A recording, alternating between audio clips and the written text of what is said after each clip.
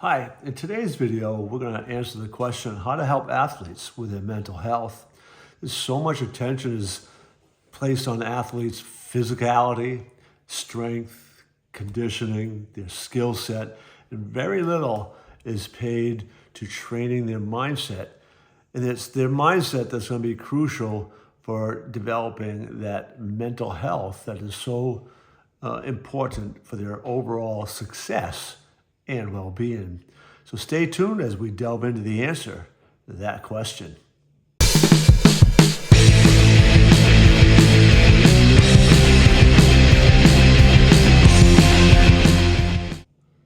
We'll begin by taking a look at the essential beliefs necessary to sustain a positive mindset or positive attitude, positive mental health. Then we'll take a look at the strategies that you can incorporate or use to develop those beliefs. Then we're going to take a look at the emotional management aspect of mental health and emotional regulation and how to kind of go about developing those positive emotions and anchoring those in and managing those negative emotions and those stress emotions. And then lastly, we're going to take a look at a real life example. One of the core beliefs that you really need to kind of take ownership of is what you believe about yourself and your abilities, right? So often, even at the professional level, the peak level, athletes often put a cap on themselves, a cap on what is possible. A perfect example of that would be the 4-minute mile barrier that athletes had put on themselves, saying nobody can run faster than a 4-minute mile barrier. So we got to look for caps like that and remove those. So beliefs that you have around who you are, your self-identity, are very important to take ownership of and take a look at. Another belief that athletes are kind of essential for them to have is this belief around the ability to bounce back, to rise above slumps and setbacks, because inevitably they come about in any sport that you're in. So really having that belief that you can learn from those, grow, and get better is essential for sustained long-term success in any of the sport that you might be participating in. The other belief to have is it's really to focus on the process of the skill involved in your sport and not necessarily the statistics that are produced, right? So as a baseball example, if you're really focused on your batting average, but you're hitting line drive after line drive that just happen to be outs, if you are focused on the process and going, oh, I don't need to change anything, I'm doing well because I'm getting these, hitting the ball hard, then you're less likely to tinker than if you are focused on the result, which is I'm not getting hits. If you focus on the result, you might go, I need to change something. So that sort of belief system about process is really important for athletes in any sport, not just baseball. So in a whole lot of these videos, I talk about beliefs and I talk about strategies for incorporating them. So first thing is we can, through positive affirmations and repetition, you're stating positive beliefs over and over. That can override and begin to get you to believe what you are saying about yourself. Obviously, experience and getting into success loops vitally important, but you can also look at restructuring or reframing your belief by looking at how you code something you believe to be true versus something you doubt, and then making sure that if you have a belief you don't want, you change that code to be the same as something you doubt, so you're representing it the same way. The visual representation is identical to something you doubt, and then you create a new belief in this place that has all those representations of something you believe to be true, right? So you change the code of what it is you want to believe, so it's something that you do believe.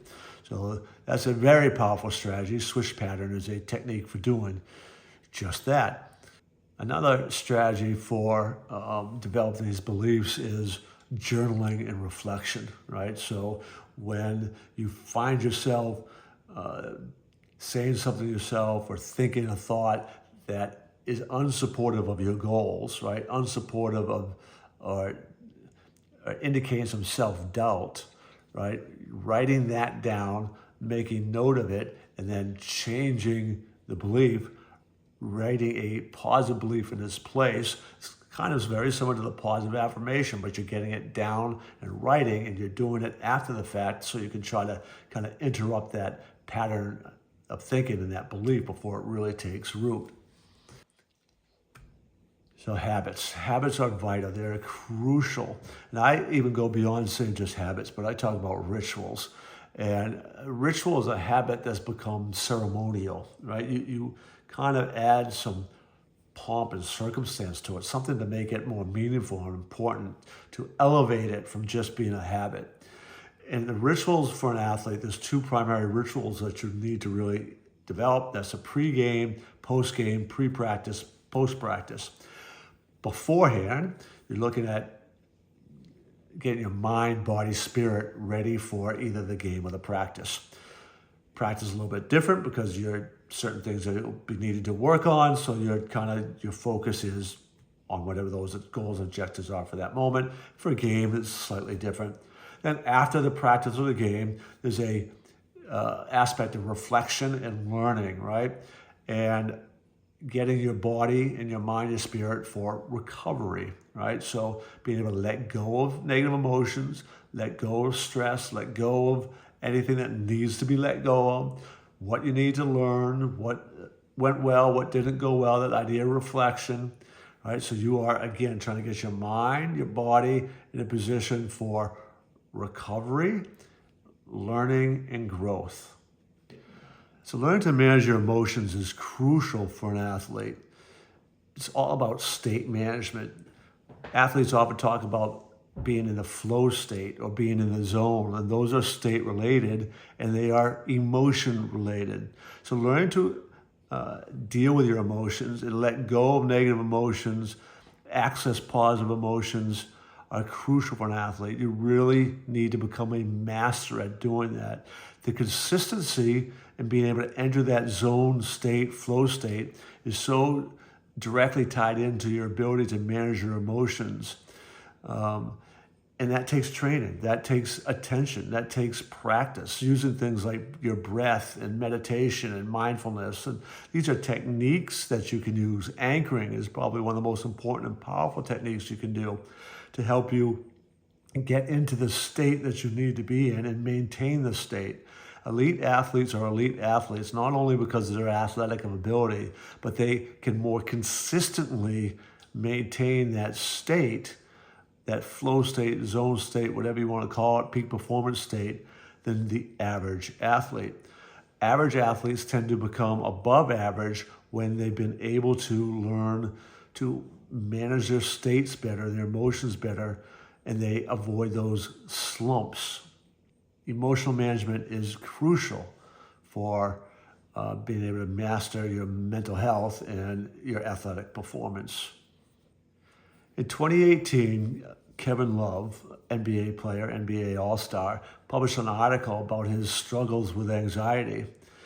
He was open and honest about it, including having a panic attack in the middle of an NBA game.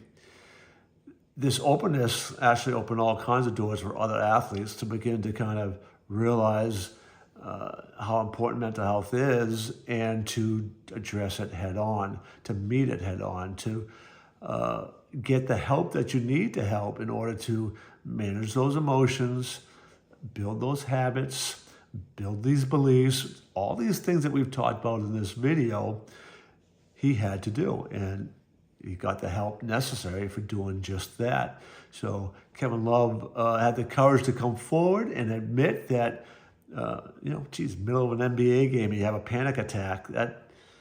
That's pretty significant, right? So having that courage to come forward and address that has really helped a lot of athletes begin to understand how important this issue is. I invite you to subscribe to our channel, check out our other videos. You also might want to register for our free webinar, Emotional Hygiene.